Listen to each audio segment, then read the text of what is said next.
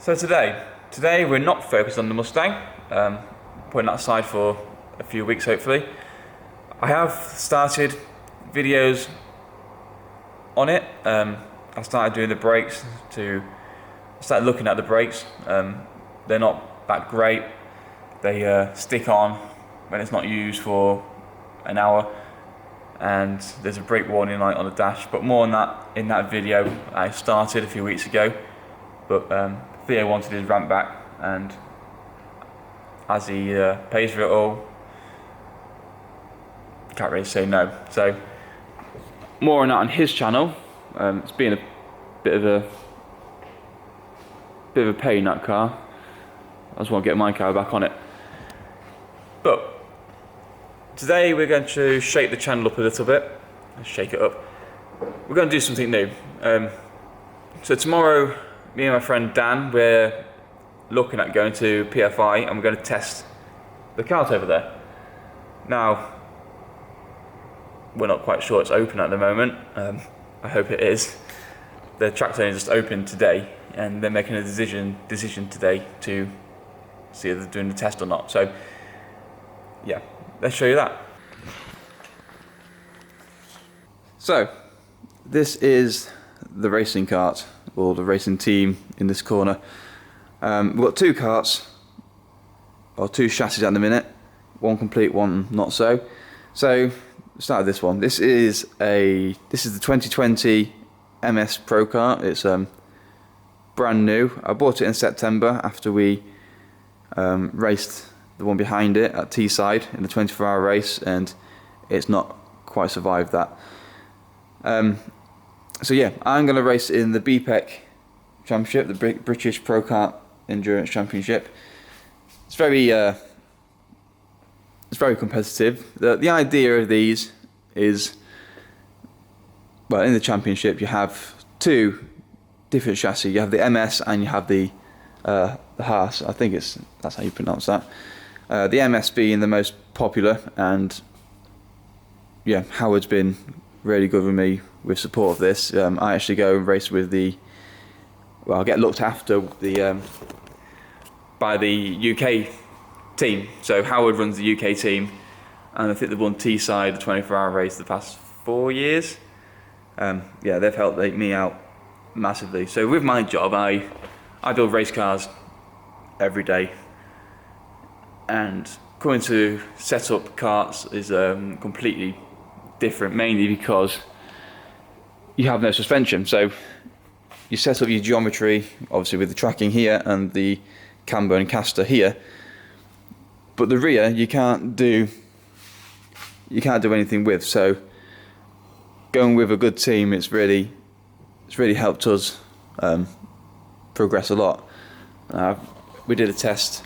Me and my friend Dean did a test at Wilton Mill, and we was 4 seconds off one of the pro teams, and so it wasn't looking great before we started last year. But now I think we're only a second off with all the things we've found in the chassis, and a bit of progress in myself as well. So the engines on this beast, they're all identical for every kart on the grid.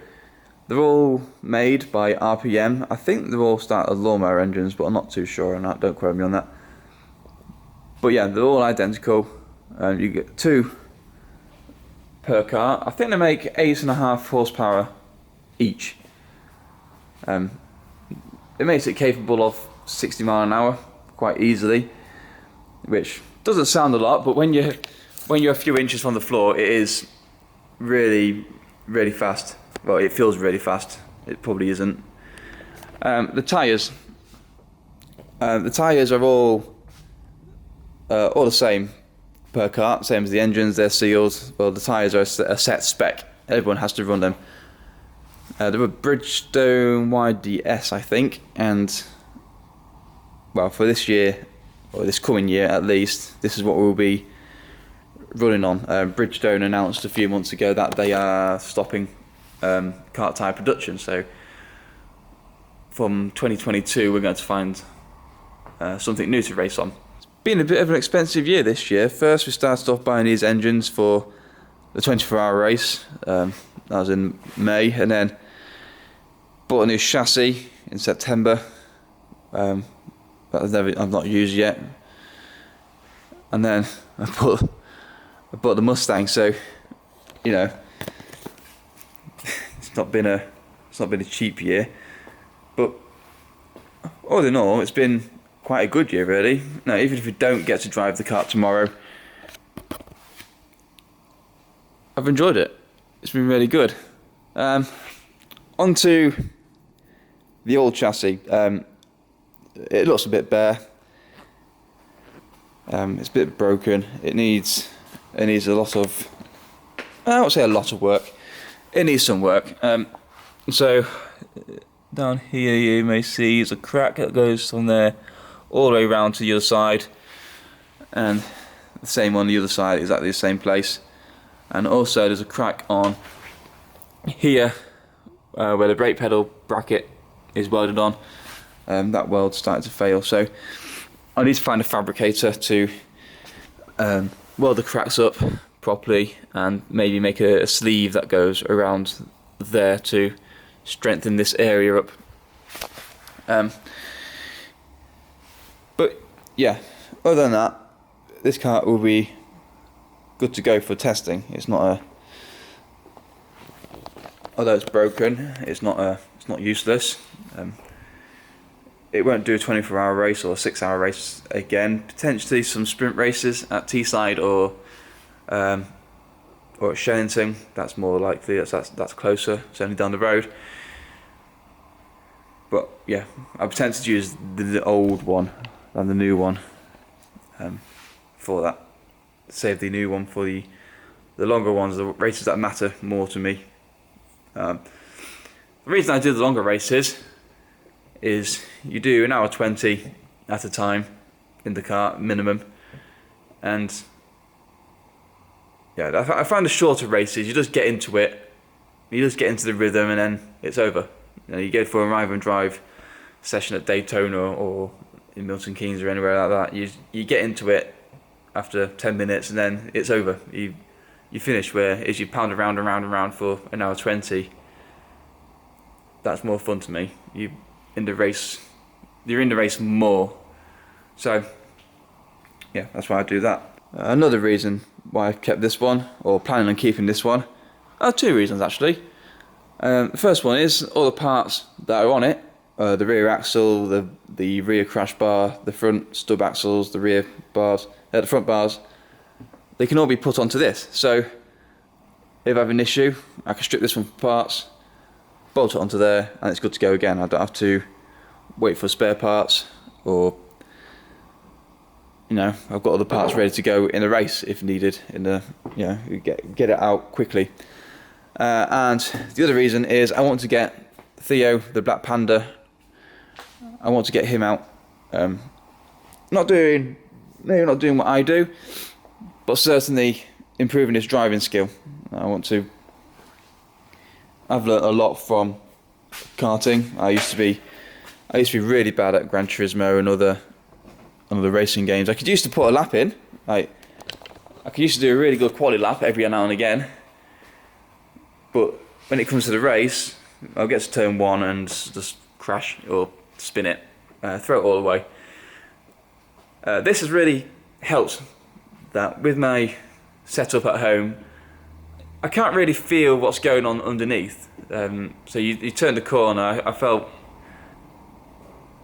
well, nothing. You don't feel the rear end looping round on you like before. It's too late. But from doing this, from doing karting the past 4 years, I've not raced the past 4 years. Admittedly, it did stand in the garage for a year and a half. But from doing this, it's really improved my skill. So if you want to get good at sim racing or anything like that, I would recommend doing something. Maybe not to the extent that I do, because it is an expensive hobby. You know, I've bought 2 karts now at around £3,000 each in total, and that's not including the parts I break by crashing it, or the van I've bought to get it to the races, or yeah, all the support for Howard, you know, or the race entries itself, the tyres. That's just on the cart. So it's not a cheap sport, but then again, neither is Daytona. 50 quid for 10 minutes. But yeah, I find it really enjoyable.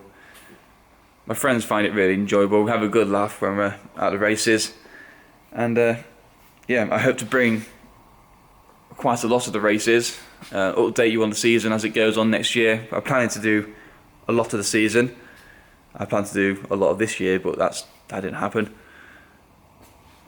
But yeah, I hope to share it all, or as much as I can, with you guys. I'm looking at a way to set up a live stream from the kart, whether it's through a 5G phone or something.